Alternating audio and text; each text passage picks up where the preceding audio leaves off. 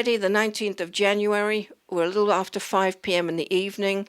We had some breaking news a few hours ago that affects the council and the people of Hartlepool, really. And I'm now sitting here with former council leader of UKIP, John Tennant. John, what exactly has happened? Can you explain it to our viewers?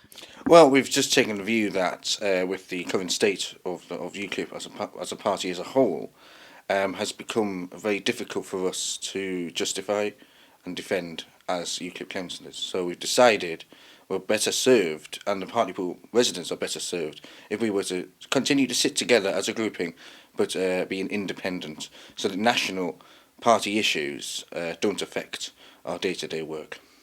How did you come to this decision? Because this could not have been easy. No, it hasn't been easy at all. I mean, I've been in UKIP for a decade, 10 years.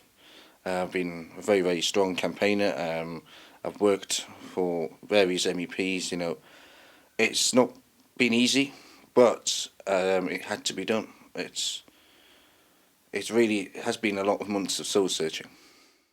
You said 5 councillors. UKIP had 6 councillors. What's the breakdown? Who's forming this new pact? Well, it's been obviously myself, then Councillor Moore, then Tim Fleming, Bob Buchan and George Springer.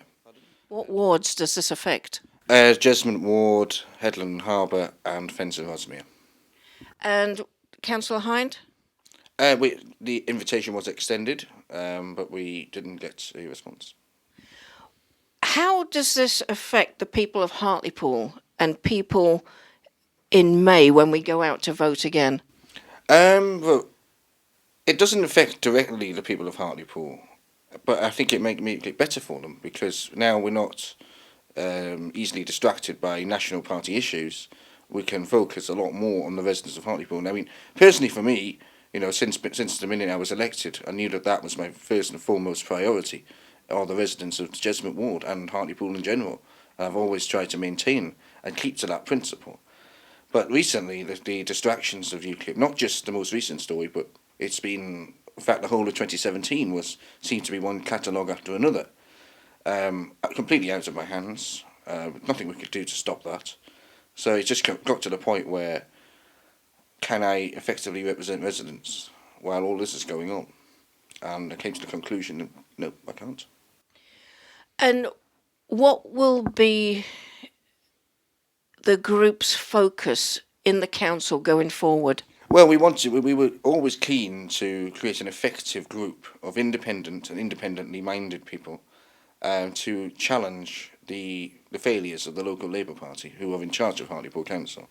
There's a whole catalogue of things that Labour have done that we wholeheartedly disagree with, and we'd like to keep that pressure on. So we've also extended an invitation to any independent of all political persuasions to join us and be part of an independent grouping, no whip, so that we can enjoy the trappings of what a party might have in the council as a grouping, but you can continue to be an independent.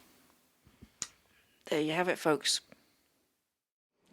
I'm here with Councillor Shane Moore of the Headland and Harbour Ward, asking him about the news that 5 out of the UKIP councillors in Hartlepool Borough Council have today resigned from UKIP and formed their own pack. Shane, how did this happen? I think to be honest, it's been a long time coming. It's not that we as a group within the council were having any problems. I think we all worked well together, but it's felt as if more recently everything that was just going on nationally was starting to detract from a lot of the good work we were trying to do in the town. And to be honest, I didn't get involved to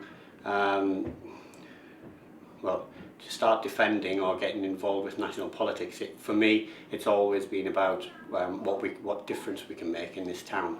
And if, well, as I say, what's happening nationally is detracting from that work, really, and it's not what I want to be involved in.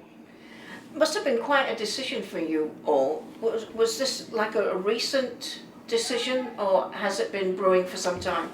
there's been a little bit of discontent brewing for about a month or so, I think. It was a difficult decision. Don't get me wrong. We're a good group of friends. We work well together. We have tried desperately to do as much as we can for UKIP myself over the past 2 years. We've really tried hard to build a brand and send our message across the town. So yeah, it wasn't an easy decision to make. But ultimately, for me personally, it came down to a personal decision that, do I want to be spending my time defending national politics and national parties when actually I got involved to make a real difference to the people of the Headlands and Harbour Ward, and I'd much rather be spending my time focusing on them and putting all my effort into being the absolute best councillor I can for them and not a political party. Both you and Councillor Fleming in the Headland and Harbour Ward had big showings of UKIP followers. What reassurances do you now give those people from UKIP that have voted for you going ahead in the future? Tim and I are still exactly the same people. We're still committed to Britain leaving the European Union and getting full sovereignty. We've got no qualms about that. For the majority of people who we've met and we've worked with over the past year or two, they know us. They know us as individuals and as people. And I would hope that they would already know how we'll work for them, and regardless of whether we have a party tag attached to us or not, we're still the same people, and we will still do everything we possibly can for them if they ask us. Now, this independent pact that you formed, are you inviting maybe other councillors in Hartlepool who are disaffected with their national politics to join you for the good of Hartlepool? If there's no whip, if you can guarantee no whip. There will absolutely be no whip, otherwise I wouldn't be involved myself. There is no... The grouping that we've formed, we're not a political party, we are fully independent councillors. The only reason for forming a group is so that we retain a larger voice within the council, basically. And we would welcome any other councillors from any walk of life to come and join us. Because ultimately, as I say, do they want to continue serving political parties, or do they wish to serve the people who they were elected to represent?